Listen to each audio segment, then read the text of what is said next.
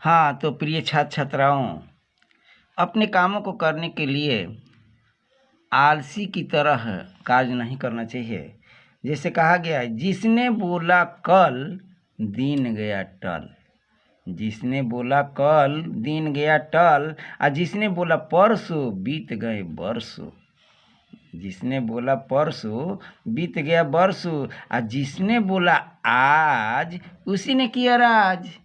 तो भाई, जो भी काम करना हो आज ही अगर हम कर लेते हैं तभी हम उस पर राज कर सकते हैं। तो प्रिय छात्र छात्राओं, जैसा कि पहले अध्याय 1 में हमने एक वीडियो बनाया है और फिर अध्याय 1 का ही कुछ अवशेष हैं जो आगे आज हम देखने वाले हैं। सो देख लीजिए, विद्युत फ्लक्स के बारे में है।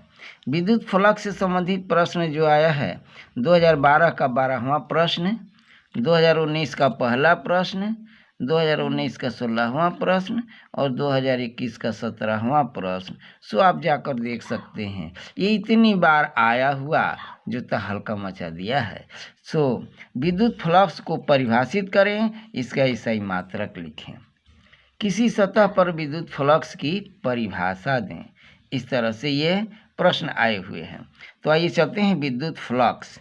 इलेक्ट्रिक फ्लक्स किसी बिंदु पर विद्युत तीव्रता E तथा विद्युत तीव्रता के लंबवत अल्पांशीय क्षेत्र dA या ds के गुणनफल को विद्युत फ्लक्स डिफाई कहते हैं। यानी विद्युत फ्लक्स है क्या? यानी विद्युत फ्लक्स चुंबकीय बल रेखाएं जितने उस क्षेत्र से पास करती हैं, गुजरती हैं, वही विद्युत फ्लक्स है। तो ये क्या है? परिभाषा के रूप में हम क्या कहें? किसी बिंदु पर विद्युत तीव्रता E विद्युत तीव्रता के लंबवत अल्पांशीय क्षेत्रफल dA के गुणनफल को विद्युत फ्लक्स डिफाई कहते हैं। अर्थात d∅ बराबर E इंटू ds, या इसको डेल्टा फाई द्वारा भी सूचित करते हैं। और E into ds equal to E delta S cos theta. So ये इस प्रकार से आप इसको डिनोट कर सकते हैं। और इसका मात्रक है E का मात्रक है d∅ का, यानी विद्युत फ्लक्स का मात्रक होता है न्यूटन मीटर स्क्वायर प्रति कूलम या वोल्ट मीटर। किसी विद्युतीय क्षेत्र में किसी सतह के लंबवत गुजरने वाली कुल विद्युतीय बल रेखाओं की संख्या विद्युत फ्लक्स या अभिवाह कहलाती है।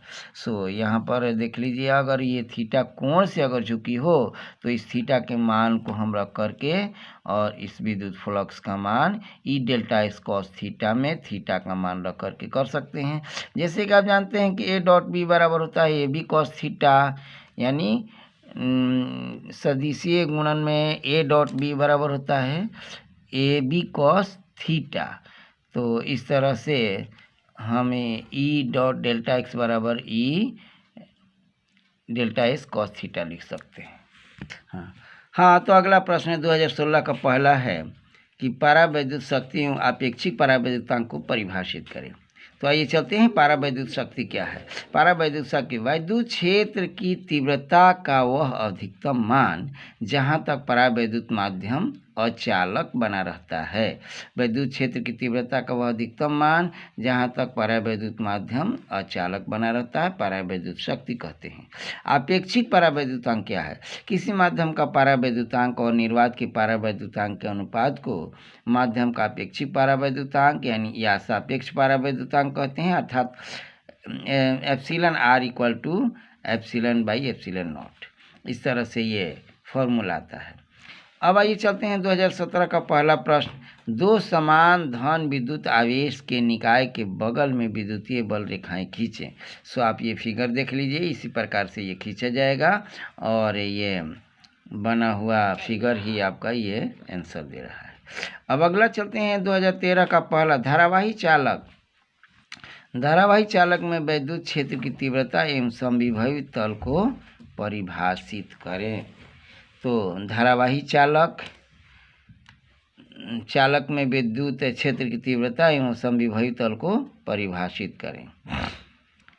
तो विद्युत क्षेत्र की तीव्रता, विद्युत क्षेत्र की किसी बिंदु पर विद्युत क्षेत्र की तीव्रता उस बिंदु पर रखे इकाई धनावेश पर लगने वाला बल है, यानी E बराबर F/Q।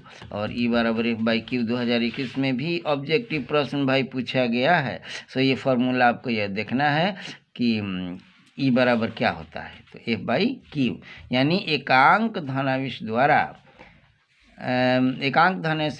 द्वारा लगने वाला जो बल होता है वही विद्युत तीव्रता कहलाता है। आइए चलते हैं समविभवी तल। समविभवी तल क्या है? तो ऐसा तल जिसके सभी बिंदुओं पर विभव समान हो समविभवी तल कहलाता है।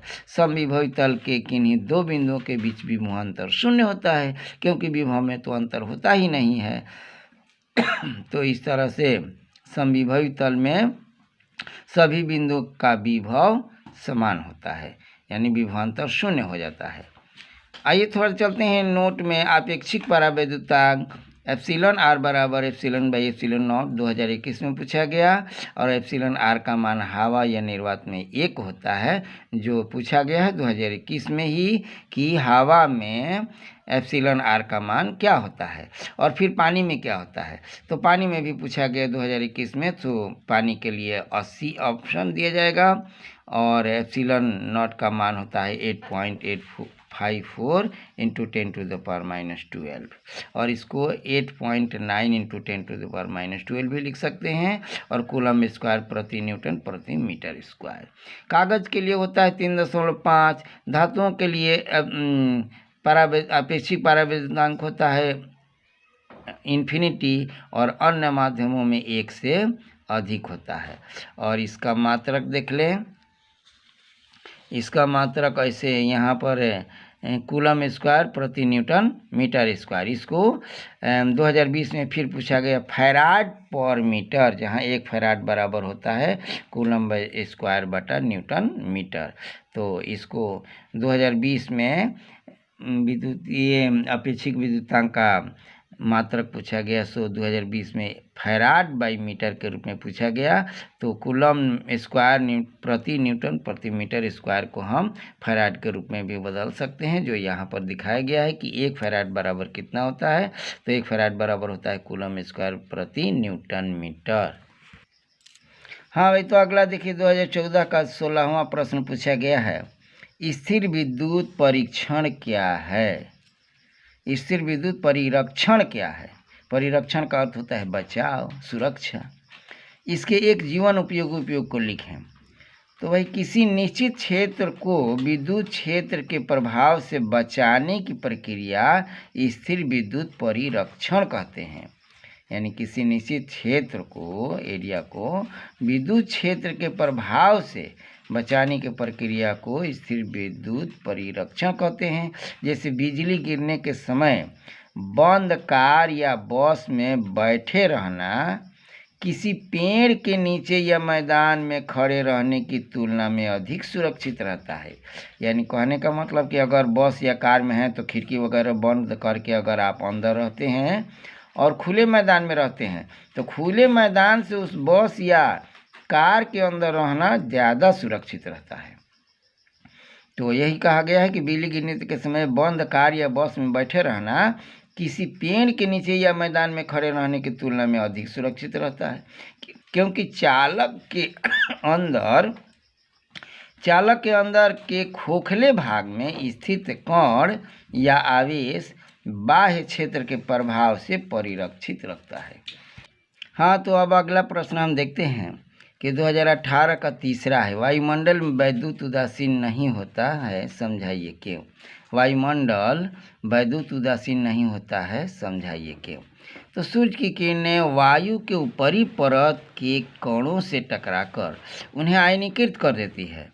सूर्य की किरणें वायु के ऊपरी परत के कोणों से टकराकर उन्हें आयनीकृत कर देती है, अतः वायुमंडल विद्युत उदासीन नहीं होता, हमेशा आयनीकृत होता रहता है। इसीलिए वायुमंडल उदासीन नहीं होता, आयन के रूप में रहता है। अब चलते हैं भाई 2018 का दूसरा प्रश्न है, किसी समबाहु त्रिभुज की भुजा 20 सेमी है, इसके दो कोणों पर +3 नैनो कूलॉम के समान बिंदु आवेश रखे गए हैं कि प्लस नैनो कूलॉम के परीक्षण आवेश को अनंत दूरी से त्रिभुज के तीसरे कोने तक लाने में किया गया कार्य कितना होगा। तो ये न्यूमेरिकल है। सो आपको कार्य के लिए हम लिखते रहे W = 1/4 pi epsilon not Q1 Q2 बटा R, और फिर 1/4 pi epsilon not Q 1/4 pi epsilon not, और Q1 का मान यहाँ पर दिया गया है +3 नैनो कूलम। तो नैनो कहते हैं 10⁻9 को, 10⁻⁻9 को, तो 3 × 10⁻⁻9 हो गया।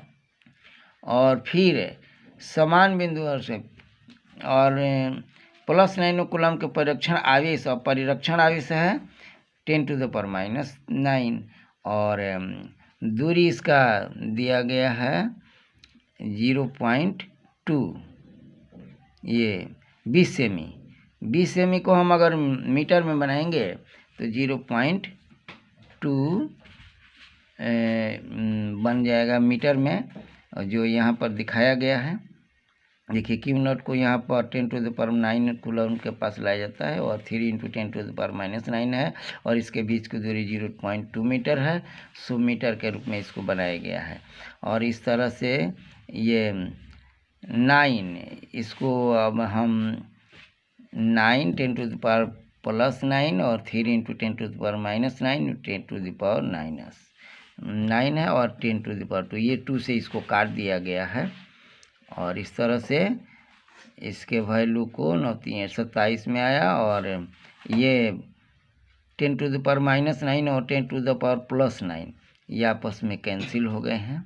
और फिर इसको यहाँ उतार करके, और 0.1 को 1/10 लिखा गया, और ये पलटने के बाद 10⁻−8 हो जाएगा, क्योंकि आकर के इसमें जोड़ा जाएगा। और 27 × 10⁻−8 यानी 2.7 × 10⁻−7 जूल, क्योंकि इसमें पॉइंट जब लगाएंगे तो इसमें फिर एक पॉइंट इधर माइनस में 7 हो जाएगा, क्योंकि एक इसमें एक जोड़ा जाएगा। इस तरह से इसका आंसर ये आया। यहाँ पर 1/4 पाई एप्सिलॉन नॉट जो मान दिया गया है उसका मान होता है 9 × 10⁻9। वही मान यहाँ पर रखा गया है, और फिर बाकी इसको यहाँ लिखा गया और इसको यहाँ लिखा गया, और ये 2 से कटा करके 0.1 किया गया है, और फिर 1/10 करके और इसको ऊपर करके इस तरह से मान को निकाला गया है। हाँ, तो छात्रों अब देखने वाले हैं हम वैद्युत द्विध्रुव। वैद्युत द्विध्रुव क्या है, यानी इलेक्ट्रिक डाइपोल क्या है। यह आया है 2019 का 19वां प्रश्न है। 2019 में पूछा गया 19वां प्रश्न। तो ये क्या है वैद्युत द्विध्रुव। जब 2 बराबर तथा विपरीत बिंदु आवेश एक दूसरे से अत्यंत अल्प दूरी पर हो। 2 बराबर तथा विपरीत आवेश बहुत कम दूरी पर हो। देखिए -Q +Q बहुत ही ये कम दूरी पर है, ये दूरी पर हैं, और विपरीत आवेश हैं और बराबर हैं। 3 शर्तें हैं भाई। पहली शर्त है कि दोनों आवेश बराबर हो। दूसरी है कि आवेश विपरीत हो, यानी एक प्लस और एक माइनस हो। और तीसरी बात है कि अति अल्प दूरी पर हो। तो इस प्रकार के निकाय को विद्युतीय द्विध्रुव कहते हैं। सो आप समझ गए होंगे कि 2 बराबर विपरीत आवेश अत्यंत अल्प दूरी पर हो तो उसी को कहते हैं वैद्युत द्विध्रुव। आइए चलते हैं 2014 का पहला प्रश्न, 2015 का भी है पहला प्रश्न। क्या पूछा गया, वैद्युत द्विध्रुव आघूर्ण का एसआई मात्रक क्या है। वैद्युत द्विध्रुव आघूर्ण को परिभाषित करें तथा इसका एसआई मात्रक लिखें। इस तरह से ये प्रश्न किया गया है। तो 14 में पूछा गया है कि वैद्युत द्विध्रुव आघूर्ण का एसआई मात्रक क्या है। केवल मात्रक ही पूछा गया जो 1 नंबर में पूछा गया। और 2015 में पहला जो प्रश्न पूछा गया है वो वैद्युत द्विध्रुव आघूर्ण को परिभाषित करें तथा इसके एसआई मात्रक लिखें, ये 2 नंबर में पूछा गया। तो परिभाषा के लिए 1 नंबर और एसआई मात्रक के लिए 1 नंबर। तो आइए चलते हैं वैद्युत द्विध्रुव आघूर्ण क्या है। इलेक्ट्रिक डाइपोल मोमेंट, कोई एक आवेश या तो प्लस हो या माइनस हो, कोई भी हो, कोई एक आवेश तथा उनके बीच की दूरी के गुणनफल को वैद्युत द्विध्रुव आघूर्ण कहते हैं। देखिए द्विध्रुव आघूर्ण को हम P से सूचित करते हैं, और P बराबर Q × A। Q क्या है, कोई एक आवेश है, और ये क्या है, अल्प दूरी है है ना। तो P equal to Q into A, यह सदिश राशि है और इसका एक एसआई मात्रक सो आप जानते हैं कि आवेश का मात्रक कूलम होता है और ये डिस्टेंस है, दूरी है, तो इसका मात्रक मीटर हो जाएगा। तो इसका टोटल मात्रक हो गया कूलम मीटर। अन्य मात्रक इसका डेबाई है ना। इसका अन्य मात्रक डेबाई है जो डी से सूचित किया जाता है और एक कूलम बराबर 3 × 10⁻29 डेबाई होता है। तो इस तरह से हम दो तरह के इसके मात्रक दे सकेंगे, एक तो कूलम मीटर में और दूसरा डेबाई में। आइए चलते हैं 2015 का 12वां प्रश्न किस प्रकार से पूछा गया। विद्युत तीव्रता किसे कहते हैं? एक विद्युतीय द्विध्रुव के अक्षों पर स्थित किसी बिंदु पर विद्युतीय तीव्रता का व्यंजक प्राप्त करें। आइए चलते हैं व्यंजक भी प्राप्त करना। सबसे पहले विद्युत तीव्रता की परिभाषा। ऐसे तो पीछे भी हम विद्युत तीव्रता की परिभाषा दे चुके हैं, लेकिन यहाँ भी चूंकि इस प्रश्न में है तो फिर एक बार हम इसे दोहरा लेते हैं। विद्युत क्षेत्र के किसी बिंदु पर स्थित एकांक परीक्षण धनावेश पर लगने वाला विद्युतीय बल को उस बिंदु पर विद्युत क्षेत्र की तीव्रता कहते हैं, यानी E बराबर F/Q0 और E बराबर F/Q भी हम इसे लिख सकते हैं, जो इस प्रकार से 2021 में विद्युत तीव्रता के लिए पूछा गया है। ऑब्जेक्टिव प्रश्न इसको दे करके पूछा गया। सो आप इसे या इसे कोई भी एक, यानी दोनों को ही हम ध्यान में रखेंगे। ये Q0 भी आवेश ही है और Q भी आवेश है। आइए चलते हैं अब विद्युत द्विध्रुव के अक्ष पर किसी बिंदु पर तीव्रता का व्यंजक प्राप्त करने के लिए। तो आइए सबसे पहले इसमें हम अक्षीय स्थिति पर विचार करते हैं, एक्सियल पोजीशन पर। एक्सियल पोजीशन यानी अक्षीय स्थिति वह स्थिति है जो अक्ष पर वह बिंदु होता है। तो यहाँ पर एक अक्ष पर वह बिंदु है P और इसी पर हम आगे विचार करने वाले हैं। मान लिया कि द्विध्रुव के मध्य बिंदु O से, मध्य बिंदु ये द्विध्रुव है AB और AB का मध्य बिंदु O है। तो मध्य बिंदु O से R दूरी पर, देखिए O से R दूरी पर एक बिंदु P है। O से R दूरी पर एक बिंदु P है। O क्या है? द्विध्रुव A और B के बीच का बिंदु O है और O से R दूरी पर एक बिंदु P है जहाँ तीव्रता ज्ञात करना है। हाँ भाई, तो आगे चलते हैं। प्लस Q आवेश के कारण तीव्रता E प्लस Q यानी प्लस आवेश के कारण है 1/4πε0 Q/R - L होल स्क्वायर। ई कहाँ से आ गया भाई? तो आइए चलते हैं, पहले यहाँ समझ लेते हैं। ई बराबर होता है F/Q और F क्या है? तो F तो फोर्स है। तो ये Q बल होता है हमारा कूलम बल के नियम के अनुसार 1/4πε0 Q1 Q2/R² होता है। तो एक Q कैपिटल में हमने लिया, दूसरा को स्मॉल में लिया और फिर ये Q यहाँ पर लिख करके ये काट दिएगा तो एक केवल एक ही Q आया, यानी एक ये आवेश है। तो इसी Q को हमने यहाँ लिखा है और R क्या है? डिस्टेंस है, दूरी है। तो इसमें R माइनस एल क्यों भाई है? सो आप देख लीजिए यहाँ पर R माइनस एल इसलिए है कि यहाँ से यहाँ तक की दूरी टोटल R में से यह माइनस एल घटेगा। हाँ, तो प्लस Q आवेश के कारण तीव्रता E plus Q 1/4πε0 Q/R - L का whole square. R minus L क्यों हुआ? सो पीछे आपने दिखाया। और फिर माइनस Q आवेश है भाई, ये माइनस Q आवेश के कारण तीव्रता E minus Q। So E minus Q बराबर 1/4πε0 -Q/R प्लस L का whole square. R plus L, तो देख लीजिए यहाँ पर है माइनस Q और ये P है। तो यहाँ से यहाँ तक की दूरी हो जाएगी R प्लस ये L, है ना। और यहाँ से हुआ था R माइनस एल, क्योंकि यहाँ से यहाँ तक की दूरी जो होगी, इस आवेश से यहाँ तक की जो दूरी होगी तो टोटल R माइनस एल होगा।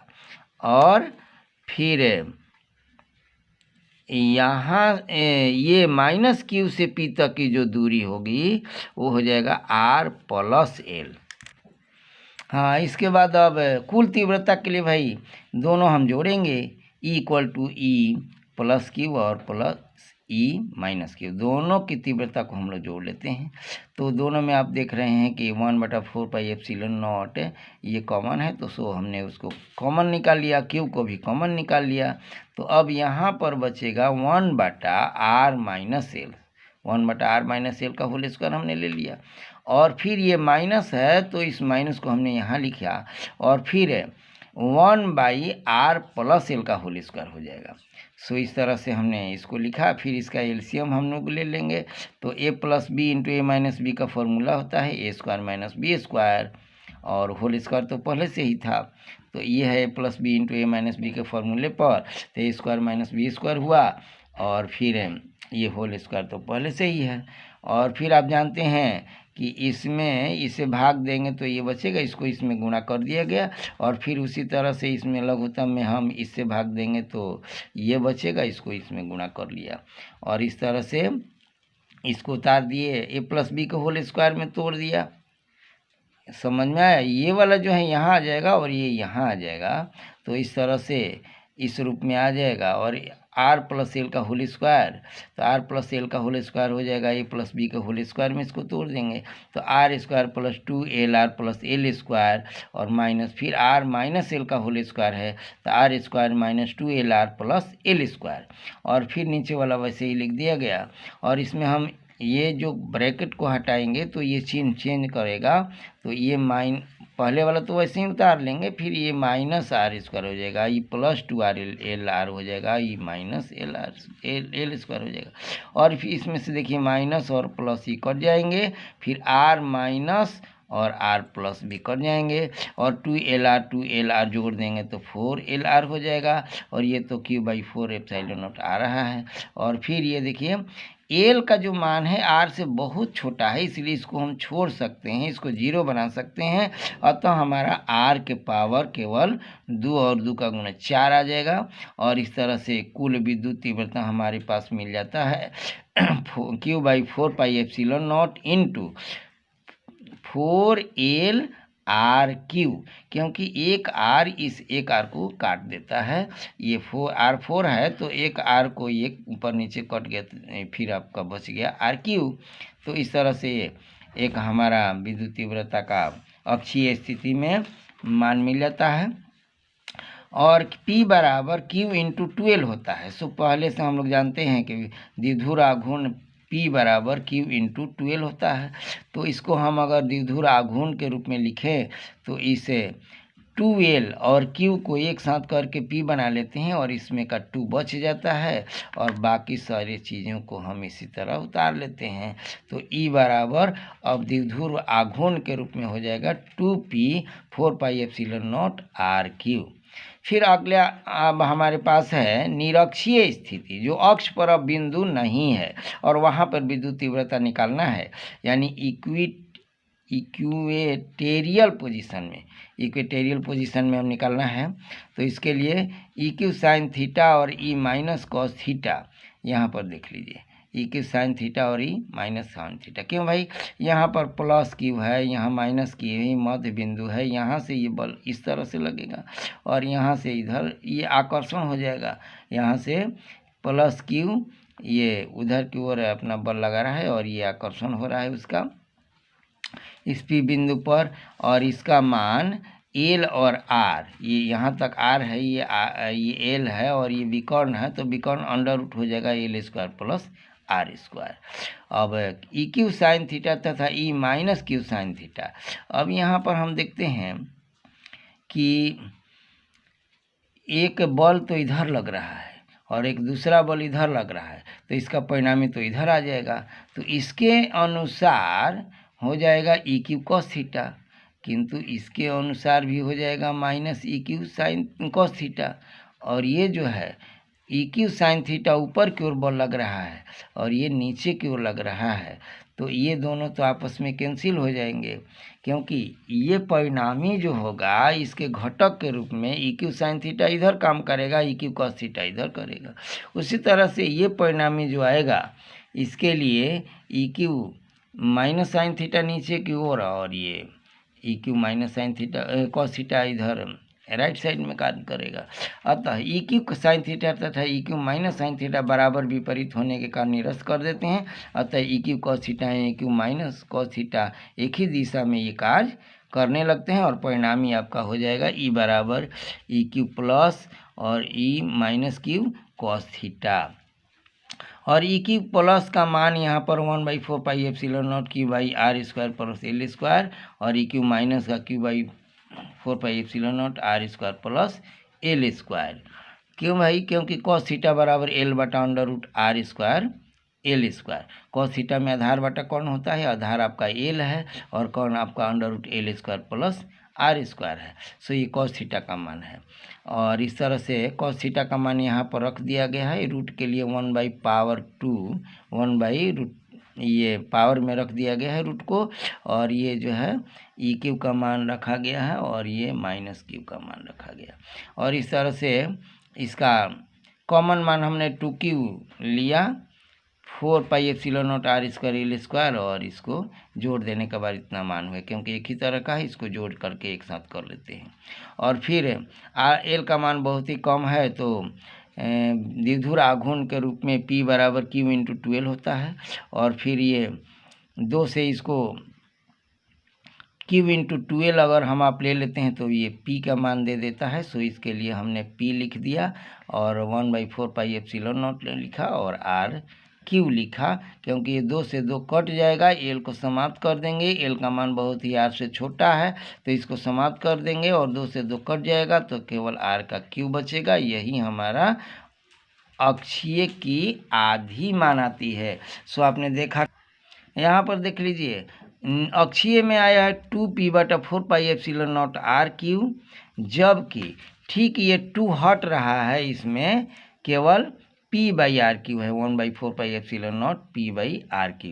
सो आप देख रहे हैं कि अक्षीय में जो मान आता है निरक्षीय में अक्षीय का आधा हो जाता है क्योंकि इसमें 2p है और इसमें केवल p है। तो आप देख रहे हैं कि इसमें 2 से अगर गुणा कर देते हैं तो अक्षीय स्थिति आ जाती है, यानी अक्षीय का ये आधा है निरक्षीय स्थिति में। यह भी ऑब्जेक्टिव में पूछा जा सकता है। तो थैंक यू बच्चों। हाँ, एक बात तो भूल ही गए, अगर आपको कुछ समझ में आया हो तो और फिर आप चाहते हैं कि ऐसा और भी वीडियो मिले तो इसके लिए आप सब्सक्राइब करें और लाइक करें और साथ साथ अपने दोस्तों को भी शेयर कर दें। तो धन्यवाद बच्चों।